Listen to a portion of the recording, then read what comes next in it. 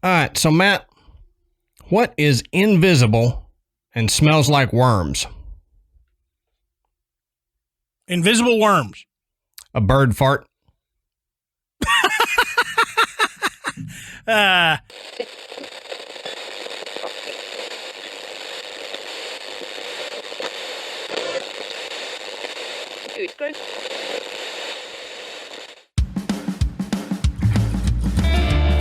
Good evening, everybody, and welcome to the Graveyard. Thank you for joining us tonight. My name is Adam. And my name's Matt. Now, pull up a tombstone or settle into your casket and get comfortable because this is Graveyard Tales. All right, everybody, here we are again. Matt, how you doing tonight, brother? I'm good. Good. I am good. Good to be back in the graveyard. As always. Talking to all you folks that want to listen to our ramblings about stuff. Yeah. And we appreciate y'all very much. You have no idea how much we appreciate the fact that you like to listen to us two dummies talk about stuff. So, real quick, though, we wanted to thank Podbelly. Go to podbelly.com and check out the Podbelly network. You can find other shows to listen to, and you can find stuff on how to record your own show. Or if you are recording your show, it may give you some tips and techniques that you may not know already. We'd also like to thank tonight's sponsors, BetterHelp and Best Fiends. We'll talk more about them later, but like we said, we really, really love BetterHelp, and we're kind of addicted to Best Fiends, so we'll talk about them more a little bit later. That's right. But also wanted to thank you guys who have sent in voicemails already. It's really fun to get to listen to y'all. So if you want to send us a voicemail, our number again is 430-558-1304. If you don't want us to potentially play it on the show, then mention that in your voicemail. Just say, hey, don't play this on the show, and we won't. It'll be just for mine and Matt's ears. Just say, I'm in the witness protection program, and I don't need my voice aired. Right. Matt, I thought you said the wetness protection program, and I was like, what is that? Well, I'm in that program too. So... That reminds me, wetness protection. Do you know how you qualify for the wetness protection program? How's that? It depends. I was going to say, that reminded me of a joke Michael actually told me just a little bit ago. Why does Snoop Dogg always carry an umbrella? Faux drizzle. Exactly.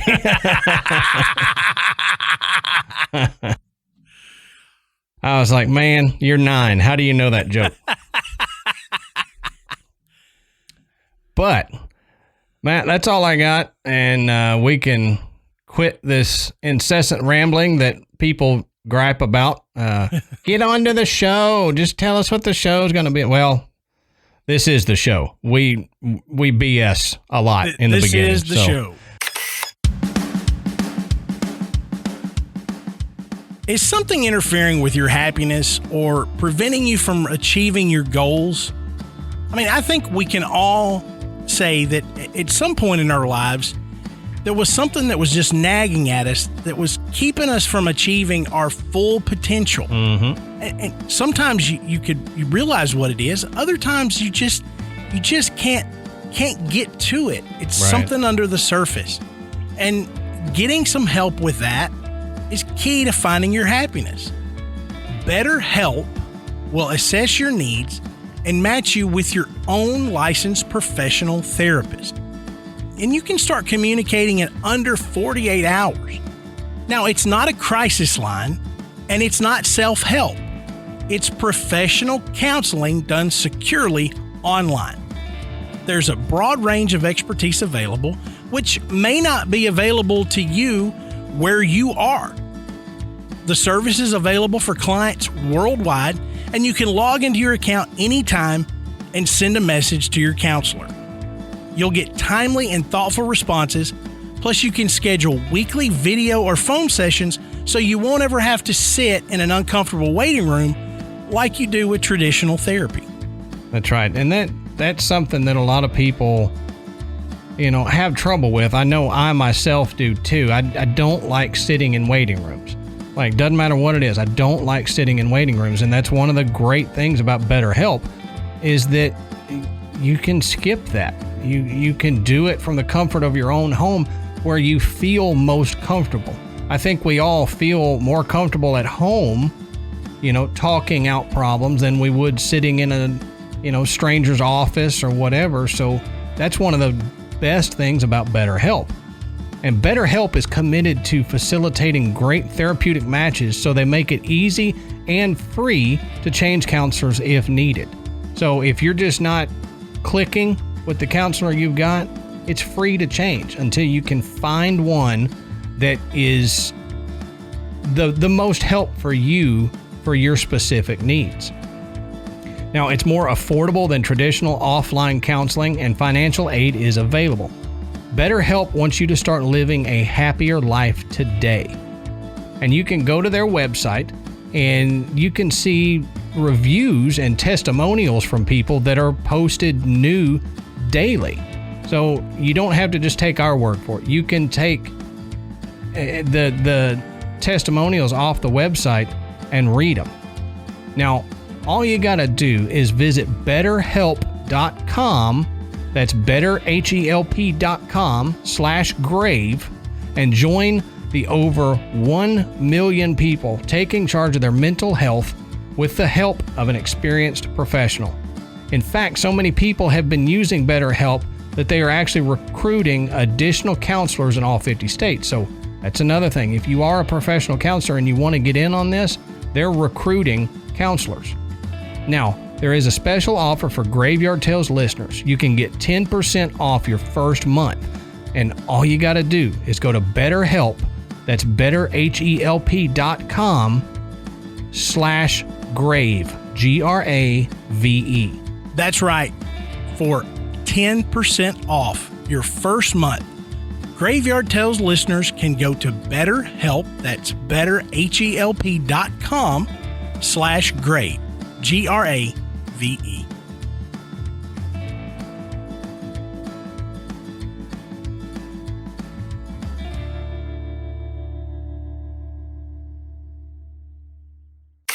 Instead of continuing the BS, Matt, why don't you tell us, what are we talking about tonight, brother?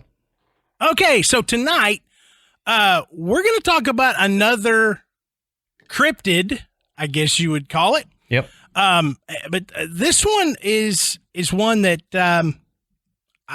honestly, I had heard years ago. Mm-hmm. Didn't really think anything about it at the time. But it has inspired books. It's inspired movies. Oh, yeah. Not very good movies. It's Well, inspired that's great valid. movies about great books. No, I'm just we're talking about the Mongolian Death Worm. And when I say it out loud, to me, it sounds absolutely ridiculous. Sounds silly, doesn't it? Made up. Yep. It's like I had to come up with a name for a cryptid that I drew for a class, and Mongolian Death Worm is what came out of my mouth. Yep. It does sound silly. But this is legit as far as the legend goes, and in Mongolia, it is really, it's feared by a lot of people. Right. Even the potential of coming across one of these creatures is pretty terrifying to someone that has grown up hearing these kind of stories and legends. And so we're going to kind of get into it. And some of you may have heard of this, and some of you may be going, what on earth have they dug up now? Yeah. But, I think you're going to enjoy this. It kind of leaves a lot open for interpretation as to, could this be real at any point in time, or are we in a situation where we're putting a lot of weird characteristics on an actual animal that exists. Right. So Adam, let's kind of get into this thing. Tell us more about the Mongolian Death Worm. All right. As we always say, if you want to follow along or if you want to continue the research after the episode, go down and in the show notes are all the links to our sources that you can go check out and, make sure we read the quotes correctly, or if you want to keep going and dig a little deeper, feel free to do that. But this is, like Matt was saying, I think probably, and not to bury the lead or anything, but this is probably one of the cryptids that we've done that probably is most closely associated with an actual animal that is, misunderstood or misidentified or something, and then blown out of proportion a little bit. But we'll get into all that in the theories and stuff. But as we go along, kind of keep that in mind. Could this be a legitimate creature?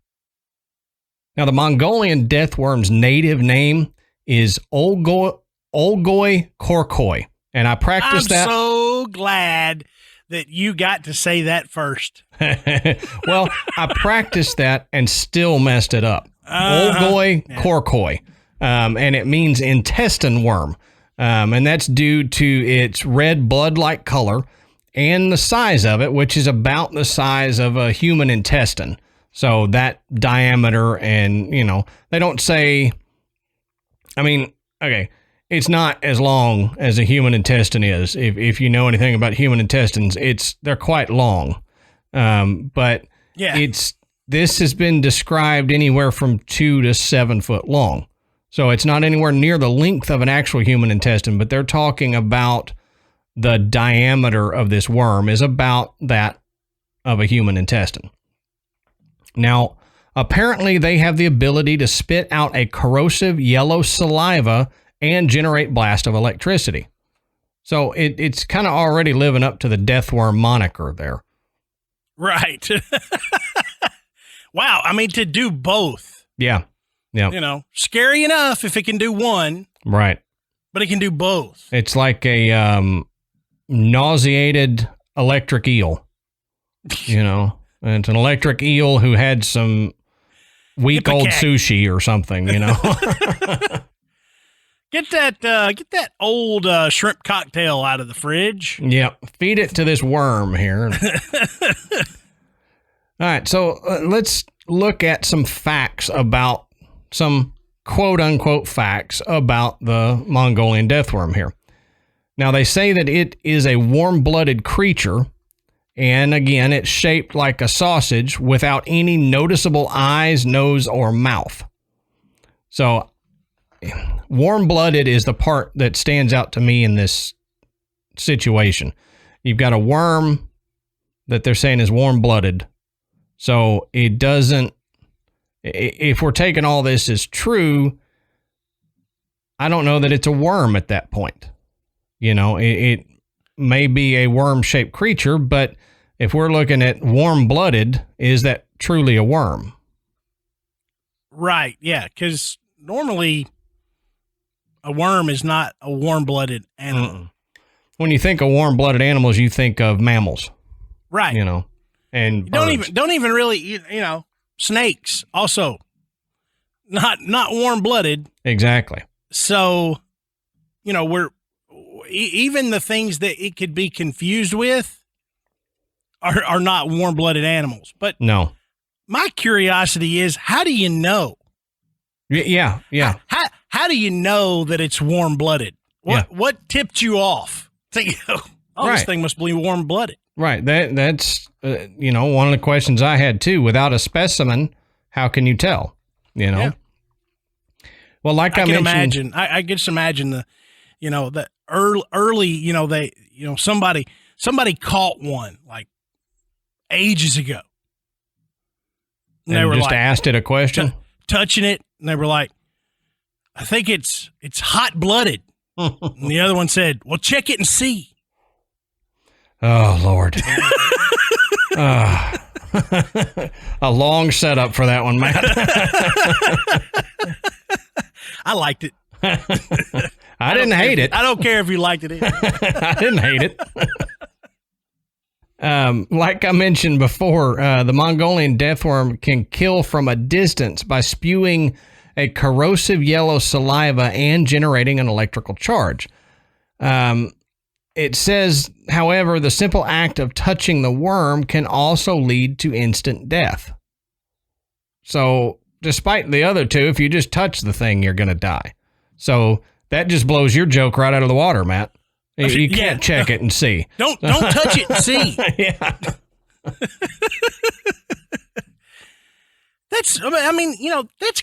That's crazy.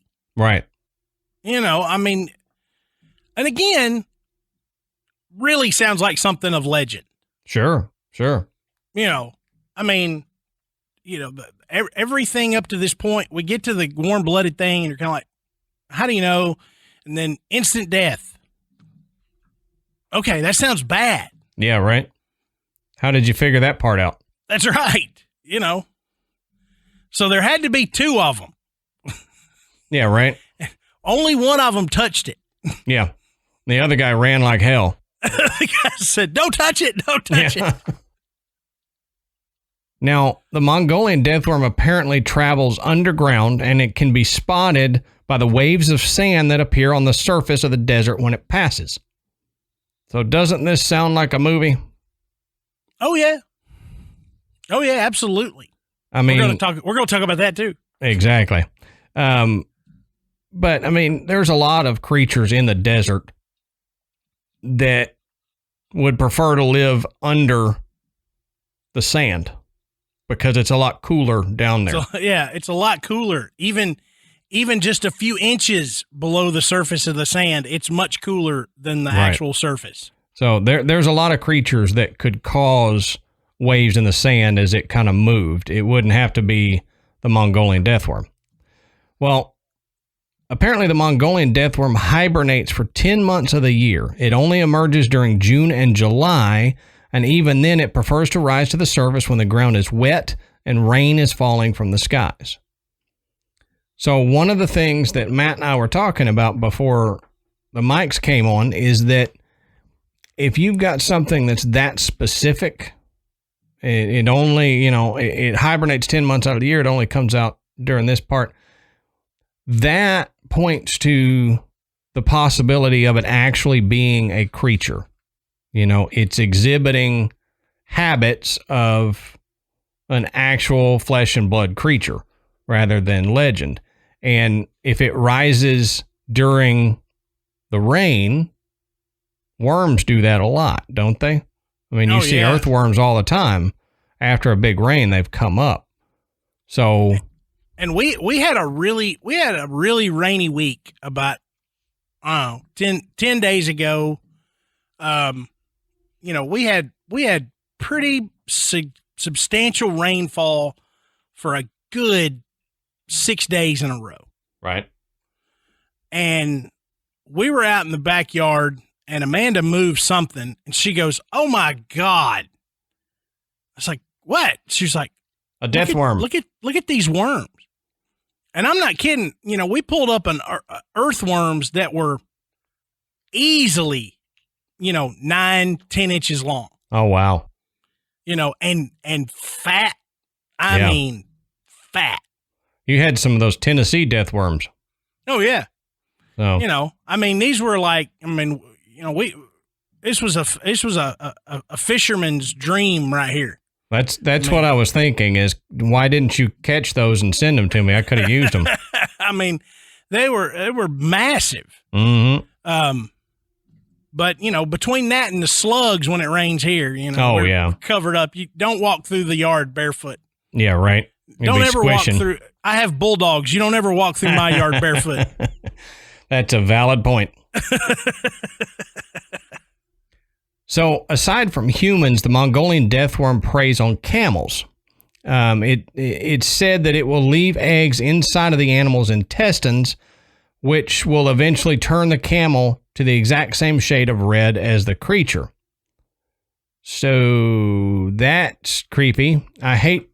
We've talked about this in a Patreon episode. I hate parasitic animals or parasites. That freaks me out more than ghosts do.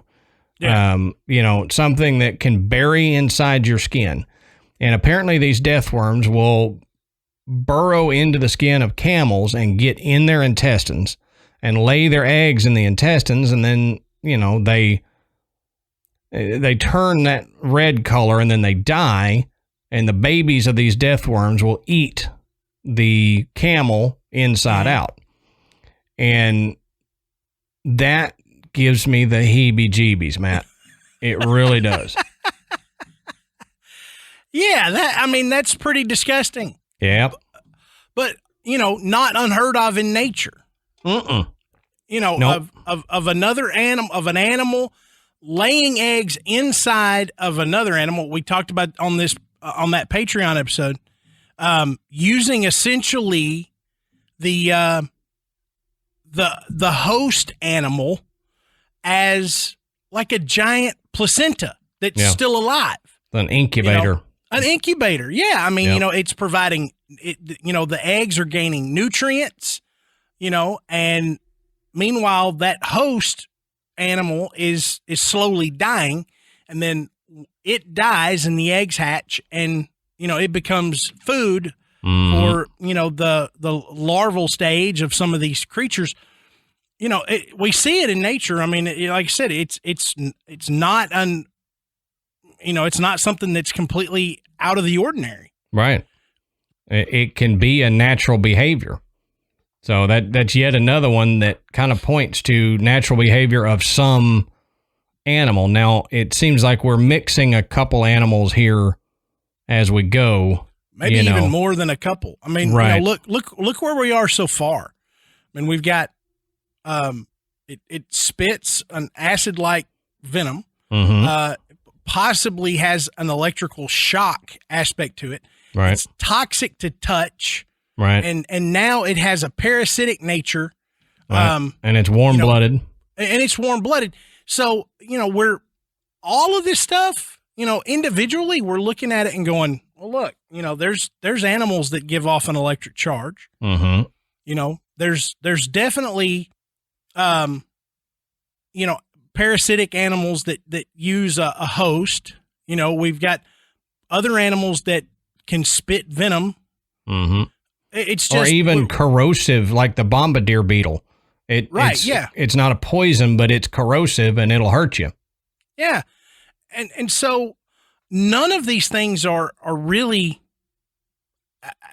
just way out there. Right.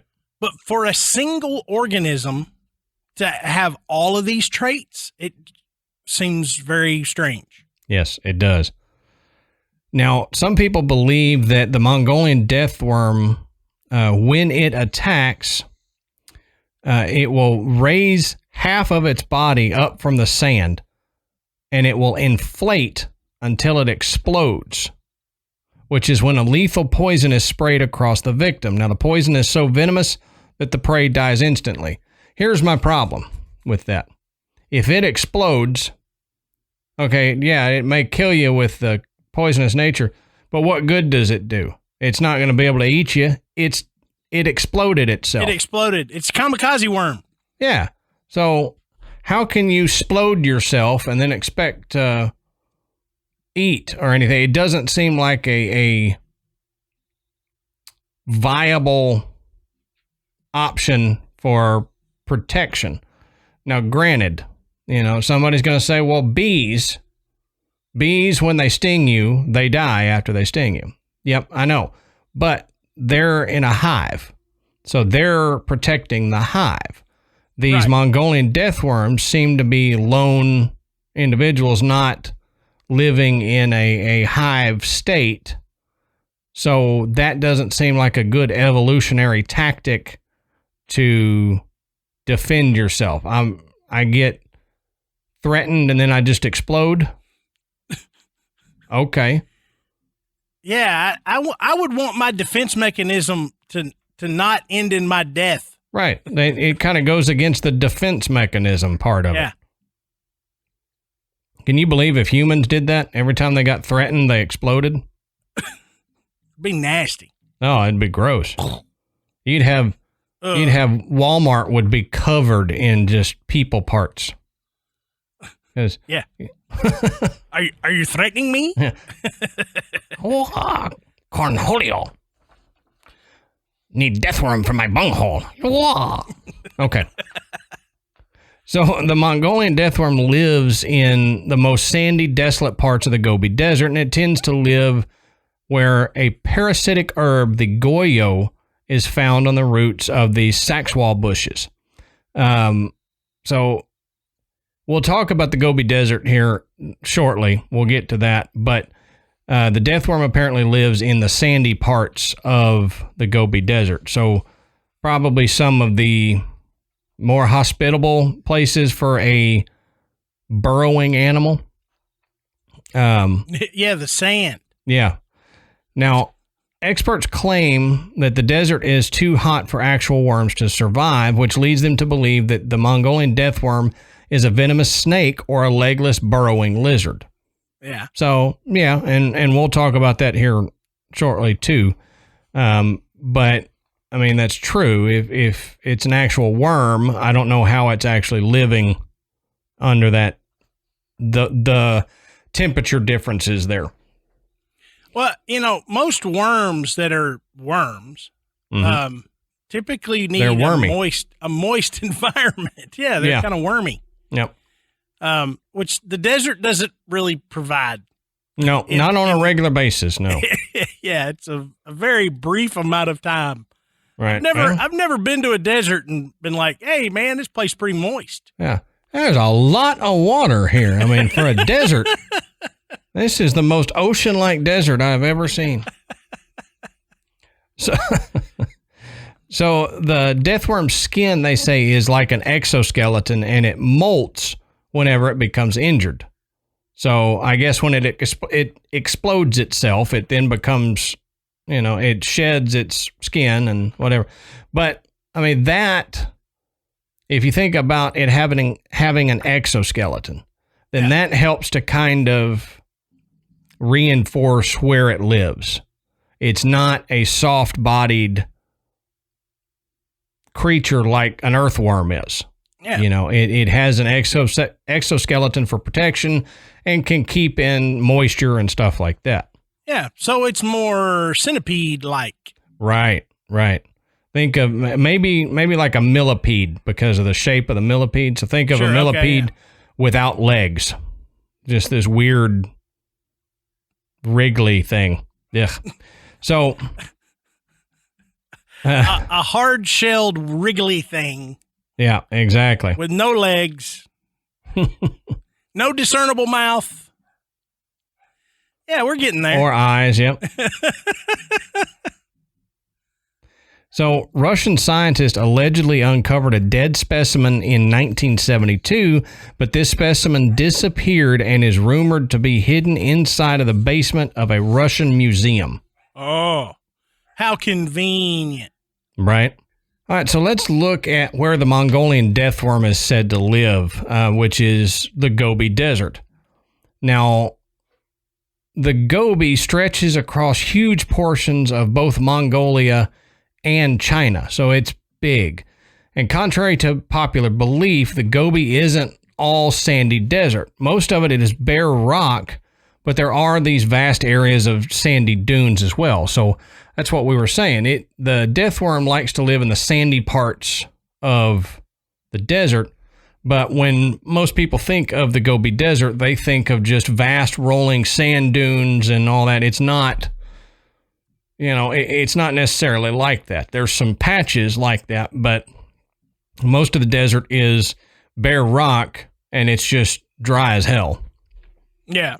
So the Gobi occupies this huge area of land that's like 1,000 miles long and 300 to 600 miles wide, with an estimated area of 500,000 square miles. Yeah, that's big. That's ginormous. It's like the fifth largest desert in the world. It's huge. That covers a large a large territory there. Oh, yeah. And what Adam and I were talking about this before we started recording, where it is also interesting. Because, if you know where Mongolia is, it's north of China. Right. And so north of that is Russia. Mm-hmm. And not only that, the area of it's essentially Siberia. Mm-hmm. And so, here we go to this enormous desert to frozen tundra. So, I mean, you essentially go from hot, dry, sandy desert to frozen desert. Yeah, exactly. So, sorry if you guys can hear that. The dogs, for some reason, are going crazy, and I don't know what they're barking at.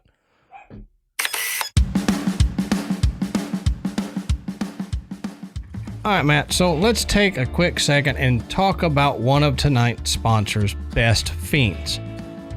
Now, when you finish listening to one of our episodes, you could do a deep dive down the Wikipedia wormhole or wherever you dive down these wormholes like Matt and I do and just keep going on the subject. But when your brain or your browser tabs are full to the brim, it might be time to take a load off. And that's usually when I pick up Best Fiends. When we've just finished the show and I've been down the rabbit hole of this topic for over a week and I just can't take any more research, I open up Best Fiends and start playing it, and it helps clear my mind of all the ghosts or the paranormal or just the weird stuff that has been flooding my head for over a week.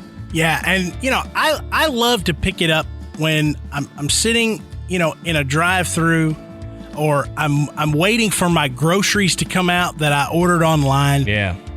Now's the perfect time to have that go-to game, and Best Fiends is that game. I know that if I pick it up and I'm playing, chances are that Amanda has been playing and has gotten further ahead. So now I'm fighting to catch up to her. We don't even talk about her progress. That's just... But it's great, and you can keep going, and I like to play. I like to keep going, right up until I get to that level that gets to me. Yeah. And when I can't bust it, I'm just like, But I always know whenever that time comes where I've got a few minutes where I'm like, okay, I got nothing going on, I'm going to jump back in and try to beat that level. Right. Best Fiends really is, it's boredom's worst nightmare. Mm-hmm. I mean, when you're sitting there, when you're waiting in line, when you're sitting in the waiting room at the doctor's office, or you're getting your oil changed. I mean, hey, that's the perfect time. You've got it right there on your phone. Pick it up and start pounding through some of these slugs. Mm-hmm. It's free to download, and it literally has millions of 5-star reviews on the Apple App Store and Google Play. I mean, Best Fiends never really gets old. They add more levels, more events, and more challenges all the time. So literally, you never get tired of it. It's always a new, fresh game. So you can download Best Fiends free today on Apple App Store or Google Play. That's Friends without the R, Best Fiends. That's right. Download Best Fiends free today on the Apple App Store or Google Play. That's Friends without the R, Best Fiends. Now, the temperatures in the Gobi Desert fluctuate rapidly. It can go from being 25 degrees Fahrenheit to negative 30 degrees Fahrenheit within a few days. Now, the temperatures can go as high as 122 degrees Fahrenheit and as low as negative 40 degrees. So that's what we were talking about that wide expanse of desert. But also in just one area, you can have huge dips between daytime temperature and nighttime temperature. You know, I mean, you want to talk about temperature fluctuation, you think it's bad in Texas, where it was 90 degrees yesterday and it was 50 degrees this morning. That's nothing compared to temperature drops in deserts. Yeah, you go from I'm going to catch on fire to I'm going to freeze to death. Yeah. Yeah. It's like being on a planet without an atmosphere, and you're rotating around the sun. You're scorching, you rotate, and then you're frozen. Right. So you die of either hyper or hypothermia. Yeah, exactly. Or by Mongolian Death Worm. Well, yeah, most likely by the death worms, but by electrocution. Now, occasionally snow will fall in the Gobi, even though it's quite rare. You can actually see pictures of these sand dunes with snow on them. So occasionally it will snow. It gets cold enough there for it, but usually there's not enough moisture to make it snow. Yeah. And you know, if you've ever seen like out in Utah, if you've ever seen it snow in the desert, it's crazy. For one, it's snowing and you're in a desert, which is odd enough, but then the desert being so dry, it's like it inhales the snow. It's like there's the snow and the desert says, yep. Where'd the snow go? Cool, refreshing drink. So now the Gobi Desert is made up of 5 separate ecosystems. Now that's a lot for one area, but these are the Eastern Gobi Desert Steppe, the Gobi Lakes Valley Desert Steppe, the Jungar Basin Semi-Desert, the Alshan Plateau Semi-Desert, and the Tianshan Range. So the Gobi Desert has, and we'll talk about the animals that live there, but it's vast changes in ecosystems from one area to the other. So, I mean, it's going to have a lot more animals than you think it would. Right. You know, and amazing that one desert could have this variety of animals that essentially can't go from one region to the other because it's inhospitable to their survival. Right. But yet another, you move from one area of the desert to another and you've got a species that thrives. Mm-hmm. Just because of the subtle changes in geography, in the weather. It's amazing what a place like this type of desert, can have, with all these variations. Mm-hmm. It kind of boggles the mind a little bit. Now they say that the Gobi Desert is expanding approximately 1,390 square miles over the southern grasslands of China every year. So the Gobi Desert is expanding, and that's not by a little bit. It's expanding a lot every year. Now, an interesting fact is that the first dinosaur eggs to ever be discovered were found in the Gobi Desert. So, very first ones that were found, they stumbled across them and Mongolian Death Worm eggs. Oh, wait, no, these are petrified. So, the Gobi Desert is also home to different water bodies. In fact, there are underground and surface rivers that are found along the desert. Now, lakes are also present elsewhere in the Gobi Desert. So, it's dry, but you do have sources of water for animals to be able to live. And some of these, like they said, they're underground. Yeah. So, if you have an underground creature like the Mongolian Death Worm that needs water, it's already underground there.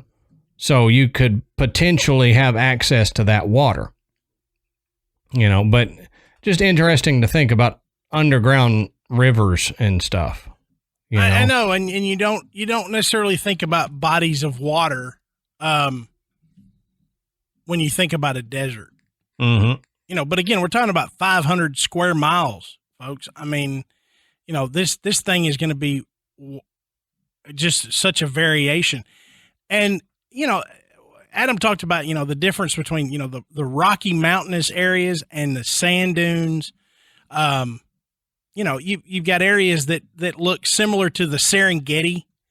So that's where you're going to find, a little more moisture, these, visible rivers and lakes.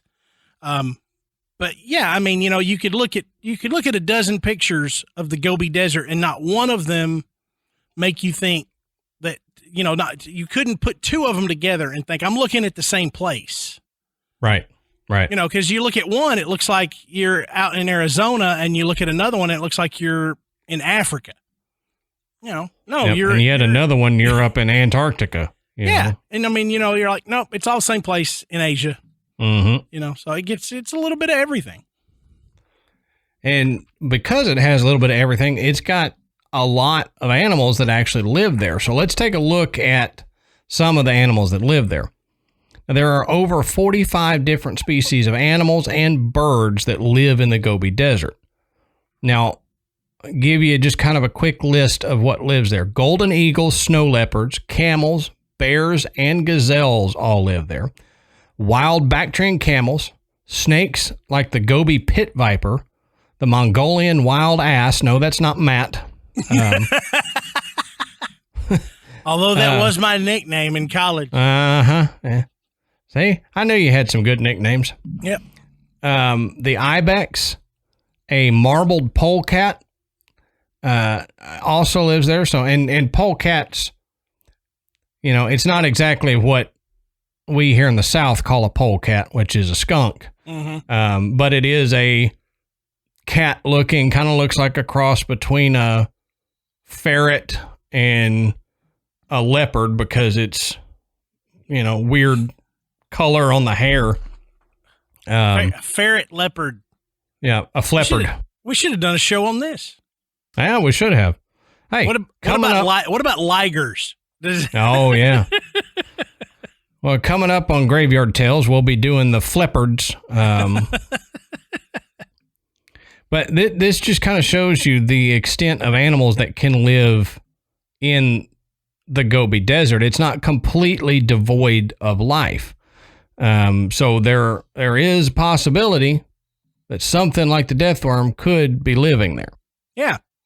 And it's such a possibility that cryptozoologists have really taken to trying to discover any kind of evidence that the Mongolian death worm currently exists or existed at one time. And I was shocked. I told Adam this morning, I messaged him and I said, I'm just still floored by the fact that there are cryptozoologists who specialize in the Mongolian death worm. Out of all the cryptids out there, heck, just out of the ones that Adam and I have discussed, that there's somebody that takes this one and is like, this is my specialty. Yeah, this would be a difficult one to specialize in, just in my opinion. It not only is it hard to get to, but how are you going to find it? It only comes out 2 months of the year, and you got to be there when it happens. Yeah, and hope it rains when you're there. And it's like the Dennis the Menace movie where they're Walter Matthau is waiting for that flower that only blooms like once every 12 years or something. You got to be there when it happens, man. Yeah, pretty much. But this zoologist Roy Chapman Andrews, who interestingly enough was the inspiration for Indiana Jones, was the first Western researcher to actually take note of this legend of the Mongolian death worm. Now, he learned about the creature from Mongolian officials before he pioneered an expedition that documented the Mongolian wildlife. Now, his book, On the Trail of Ancient Man, was published in 1926. So, we're not talking about something that happened a few years ago. Yep. About 100. About 100 years ago, the idea of the Mongolian death worm was already there. I mean, so this is not new. But in the book On the Trail of Ancient Man, Andrews wrote that the premier of Mongolia said that if it was possible, that he should capture for the Mongolian government a specimen of the Alegorhai horhai, which is the Mongolian death worm. But he said none of the people that he was meeting with had ever seen this creature, but they all firmly believed in its existence and described it in detail. And they want him to catch something that could kill him? Yeah, and that none of them have seen. Yeah, go catch that thing that might kill you or explode on you or spit venom on you, or you're like, oh, okay, yeah, I'm going to do that. This is like a side quest in a video game. Right. You know, you're roaming through and there's like some guy waving. Hey, we hear stories about this worm in the desert. Yep. You should go catch it. Press A to accept. Yes, press A to accept.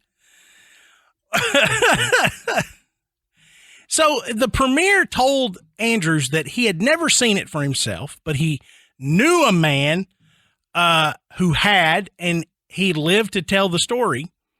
And then one of the cabinet ministers said that the cousin of his late wife's sister had also seen it. Now, I love this. I love it because this is a book written at a time before this would be humorous. Right. But now, if somebody is telling me, like, you know, it's like Ferris Bueller, you know.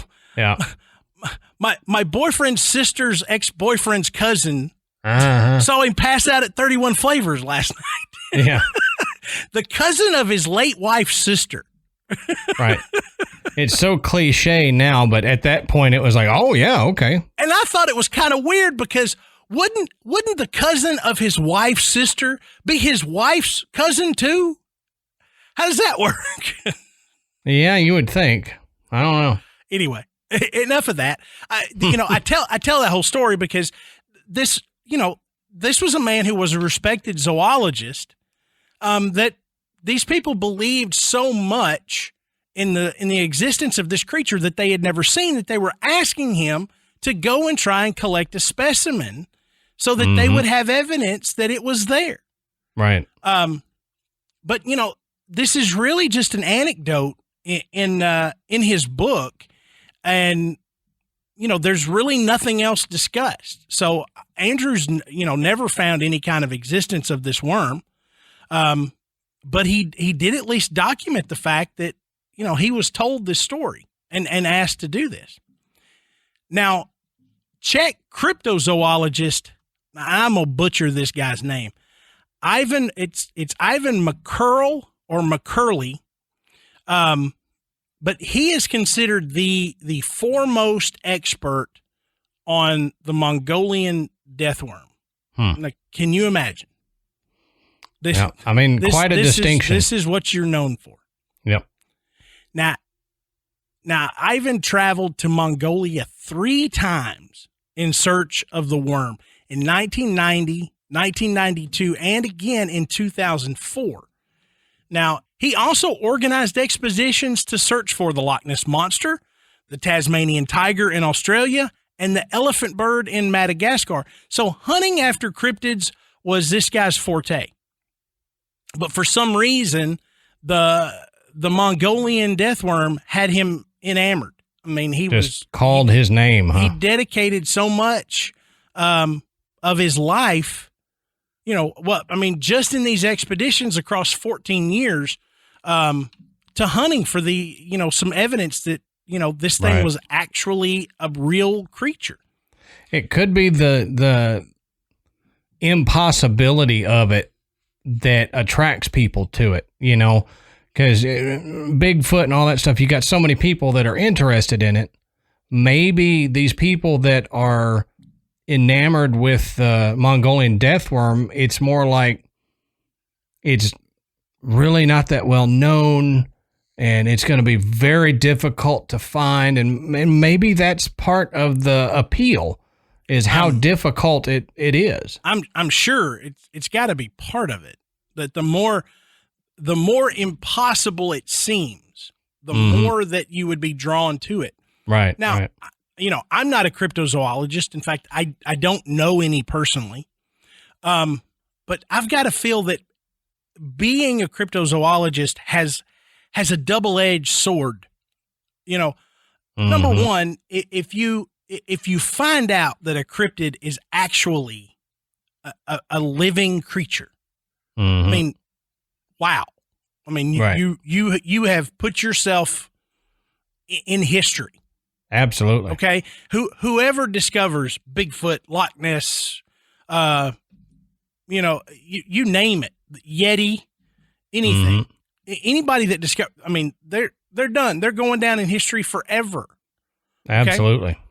So there's an allure there. But the other side of this is, what if I determine that it's not real, but I find something else that's not a cryptid, but it's an undocumented creature? Yeah. And we've talked about this on other shows where we discuss cryptids, that there's always that chance that there's an undiscovered species out there. To me, that's still amazing. Yes. And so there's that part of the draw too.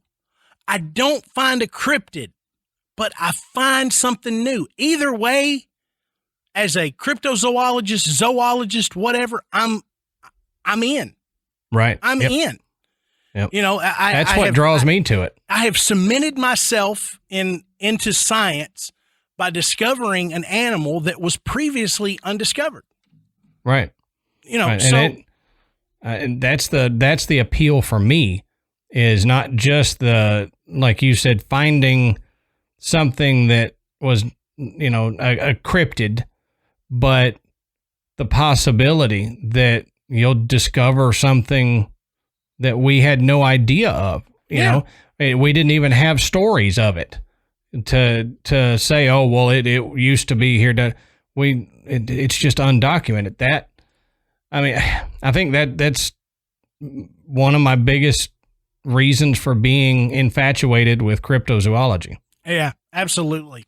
And so I got to think this is part of what drew McCurl to do this and to pursue it, so passionately.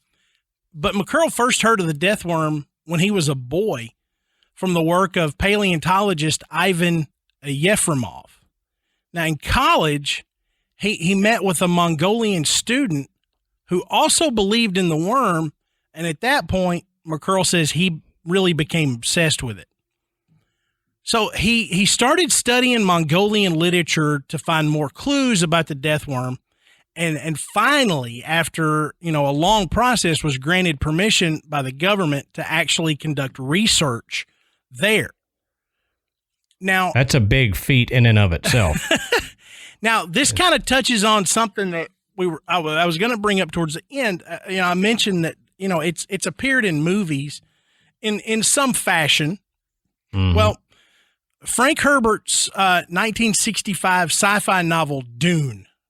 If you have not read Dune and you consider yourself a sci-fi buff, then you need to turn in your sci-fi buff card because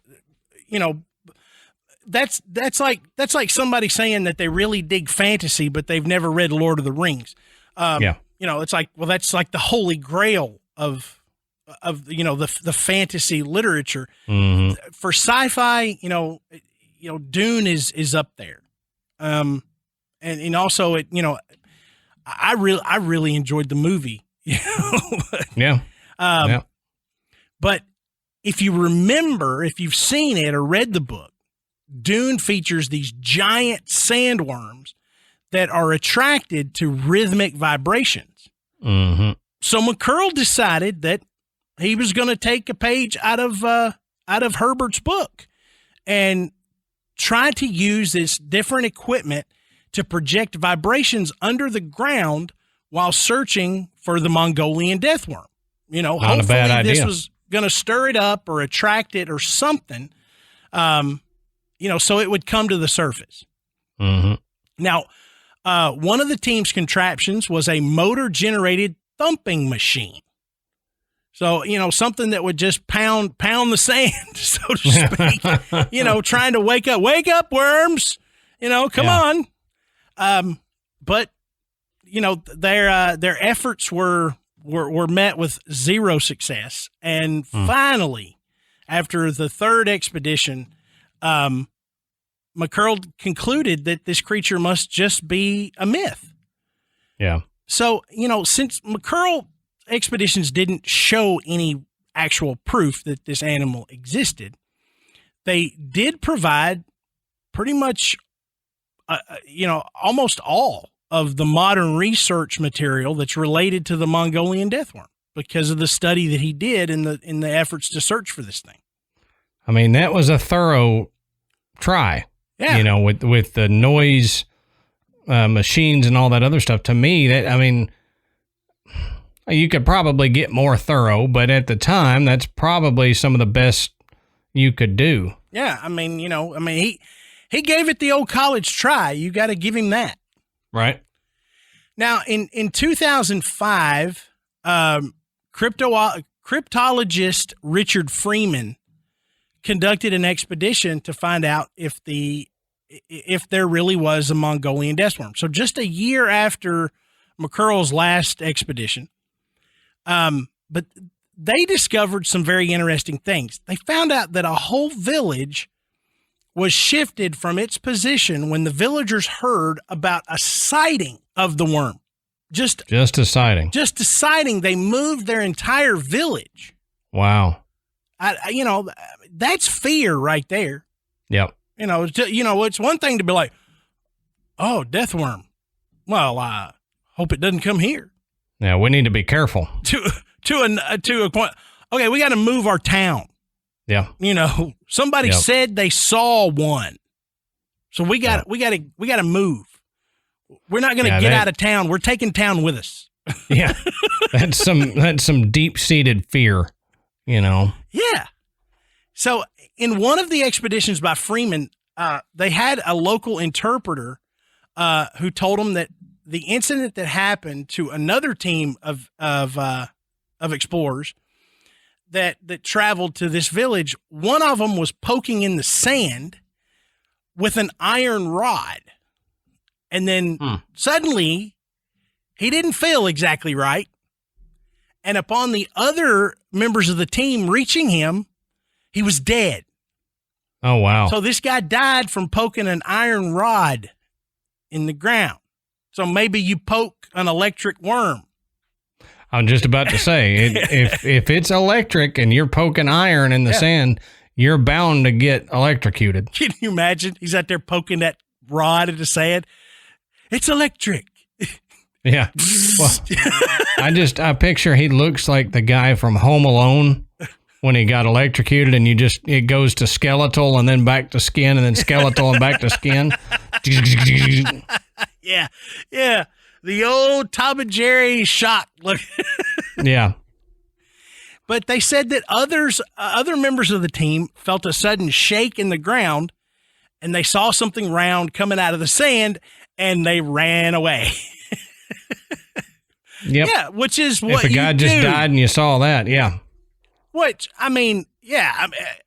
so you think, maybe they had a chance to find out if this thing was real or not. Well, they just saw one of their team members die. Yep. And all he did was stick a rod into the ground and he died. Yep. And now they see something coming up. I don't think you're going to be, yeah. Yeah, I'm out. Yeah, you're not going to be hanging around. We'll come back. Yeah. It'll still be here. Yeah. It'll be fine. We're going to come back in a helicopter. Yeah. So the expeditions have not really found any evidence. It's just found a lot of stories. And even this was a story. I mean, even though it was Freeman who was reporting on it, it was a story that was told to him. Right. And not even really firsthand. So the legends are great and they make for an interesting tale, but it's not proof. And, it's certainly not hard evidence that this thing, ever lived, much less is currently living. But if that's the case, and you've got villagers packing up and moving their entire town to get away from just the idea that one was sighted, what could it be? Yeah. I mean, people usually don't do that kind of stuff when there's absolutely nothing to be concerned about. So right. maybe there is something out there that is either an undiscovered species, or, is it something that we already know about that it would be reasonable to be living out there? And as Adam and I said earlier, has a lot of these traits that have just been attributed to one single animal. So we've got some theories about what, if it doesn't exist, but something exists, what is it? Right. So we got several of them here, and let's go through them like we always do and see which ones sound most plausible. Now, the first one is an unknown species of giant worm lizard, part of a family of limbless squamates closely related to lizards with no external eyes or ears. Now, they usually live in underground burrows and move in a serpentine fashion. So I think a lot of us have seen these. If you watch nature shows or you go to the zoo, you can see one of those. It's a legless lizard, and it's lost its legs through, it doesn't use it that much because they live underground. So evolution has just dropped the limbs from it. So is it possible that it could be one of those? Yeah. I mean, the idea that what we said was that the Mongolian death worm might not be a worm at all, but something else. Right. And a legless lizard like the slow worm or the glass lizard, which can grow, a meter to a meter and a half long, right, and can be as thick as your arm. And they prey mainly on creatures that are found in or just above the sand. Okay. Sounds reasonable. Yep. I mean, often that, glass lizards will attack scorpions, spiders, mice, other lizards by catching them from underneath the sand. They've even been known to catch small snakes that can bury themselves in the sand. And, the idea that it could spit liquid, we're going to touch on that. But yeah, I mean, when you look at what the slow worm, which is another legless lizard, or the glass lizard can do, and the size that they get to, you think, okay, maybe this fits, When you look at it has an exoskeleton, apparently. Maybe it's just a tough skin like a lizard's would be. Yeah. I mean, a hard, scaly, reptile like that. If you've never actually had one or gotten close enough to say that's a Mongolian death worm, and you get it and you're able to study it and go, oh, well, it's really just this type of lizard. It could be considered to be like a hard exoskeleton. Yeah. I've touched some snakes that, are, have a pretty tough skin. Right. And definitely some lizards that have got, our bearded dragon is like, he feels like he's armor plated at times, Yeah. And that's what could be mistaken for it, and then just the other traits get put on it through folklore and tellings and stuff like that. But one of the other theories is that it could be a highly specialized form of giant earthworm. So, okay, you've got different types of earthworms. You've got the Canadian night crawlers that get huge, and then you've got the regular old earthworms here, or the little red worms or whatever. So there's a lot of different types of earthworm. So it's possible that in some regions you could get, a huge earthworm. Yeah. And, you can't discount that. But like we were talking about with the temperatures of this area, it would be highly unlikely that an earthworm could live in such an arid, hot environment. Yeah, I mean, I don't think it would be what we know as an earthworm. Right. But maybe something, very, very similar to an earthworm, because again, an earthworm needs a kind of a moist environment. A desert is not gonna be very very conducive to having earthworms. No. Plus they're dependent on the soil, not sand. So right. So the next possible explanation is that there is an unknown species of venomous sand boa. Now we're talking something that could be possible. Yeah. Something that could be more possible than the others. If you've got a deadly worm-shaped thing that lives under the sand, and you don't see it that often, and it can kill you with a bite or venom or whatever, I think we're getting closer to what it could be with a sand boa. Oh, yeah. Now, and not only the sand boa, there's also a species of spitting cobra. Mm-hmm. And again, this Asia is, where cobras are primarily found. And right. And then real quick to step in, that's the next one we got on here. And they say venomous elapid snake. And the elapid snake are the extremely venomous snakes like Matt's talking about with the cobra. Yeah. Yeah. But, they say these cobras can be extremely accurate with this venom and can shoot it up to 10 feet. Yeah. And can hit predators' eyes. Yeah. Yeah. They aim for the eyes. And they tend to much like a king cobra would strike, they bring their hood up and they open its mouth, and they have specialized muscles that contract the venom gland that force the venom through its fangs. And it will spray, like Adam said, directly in the eyes. And, it can, if there was an animal that was large enough that it could potentially trample a cobra, they could attack from a distance that would be safe for them, that would, at the minimum, allow them to escape. Right. Before, a herd of wildebeests stomp it or something. I don't know. I was trying to come up with an animal that makes sense, and wildebeest came out.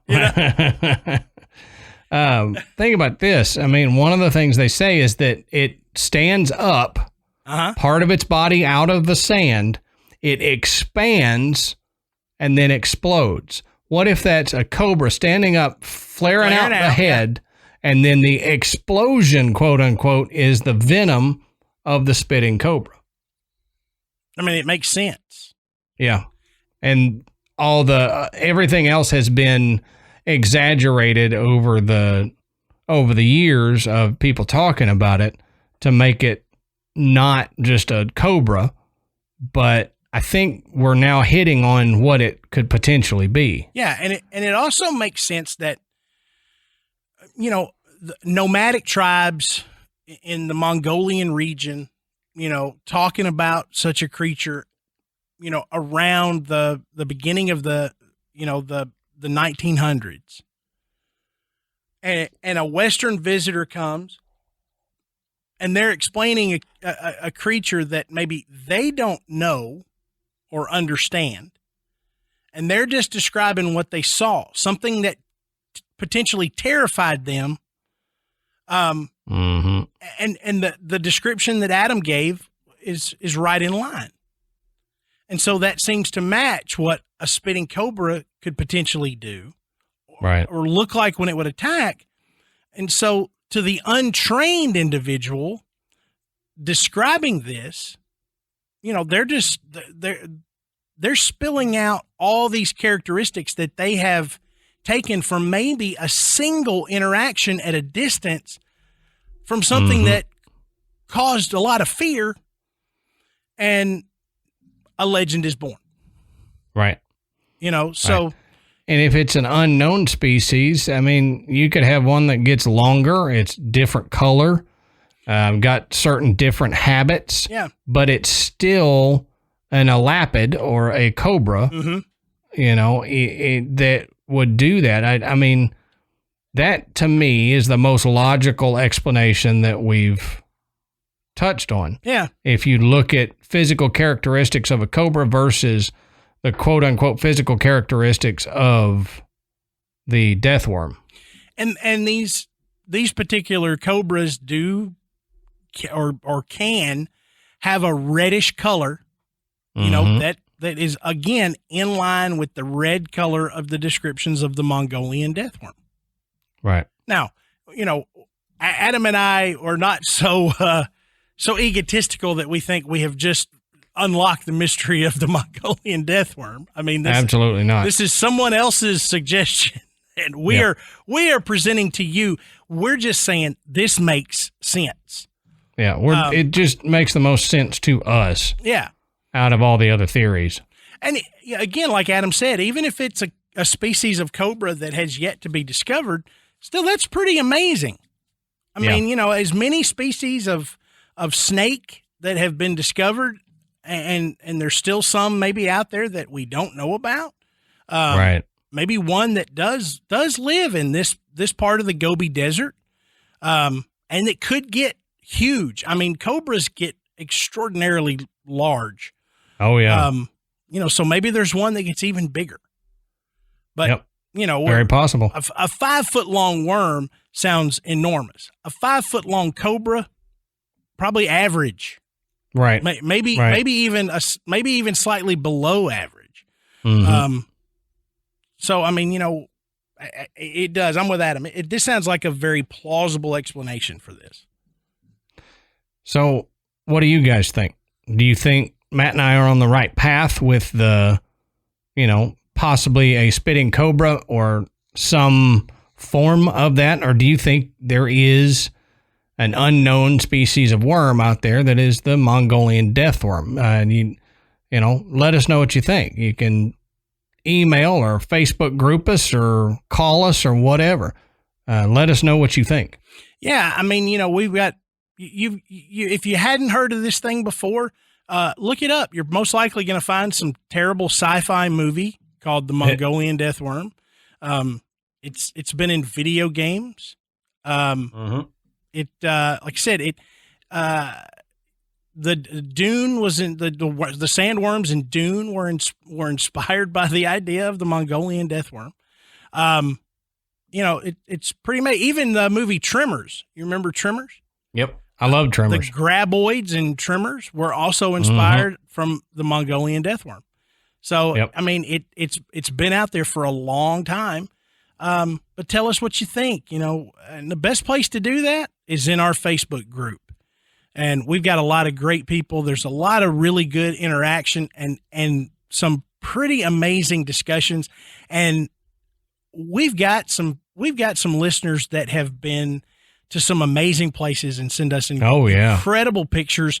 They have visited places that we have discussed on the show and send us, information. And it's out there for all of the graveyard members. So, if this kind of stuff really gets to you and you've just kind of thought, hey, I enjoy listening to these guys, jump in that Facebook group. Cause I mean, you're amazing. We've got some of the best listeners out there. 100%. And the interaction is fantastic. But you can also find us on Twitter. You can find us on Instagram. Just go and search Graveyard Tales. And while you're online, pop over to our website. It's graveyardpodcast.com. And on our website, you can listen to the show. You can find out a little bit more about Adam and myself. You can become a patron. And we always like to thank the folks that donate to the show. It really keeps us going. We're putting out new Patreon content. There's videos of us doing the show, so you can actually see us flub up and mess up. And you can also find links to purchase Graveyard Tales merchandise. I have a couple of new Graveyard Tales shirts coming to me, which you can also find our new 8-bit logo. Looks like Graveyard Tales, the video game. Yeah. So we need to do that, Matt. So we need to do that. So go check out that. And as we always ask, please rate and review us on Apple, iTunes. It's the best way to get us up the charts, which simply makes it easier for people to join the graveyard. Mm-hmm. So until next time, we'll save you a seat in the graveyard. See you soon.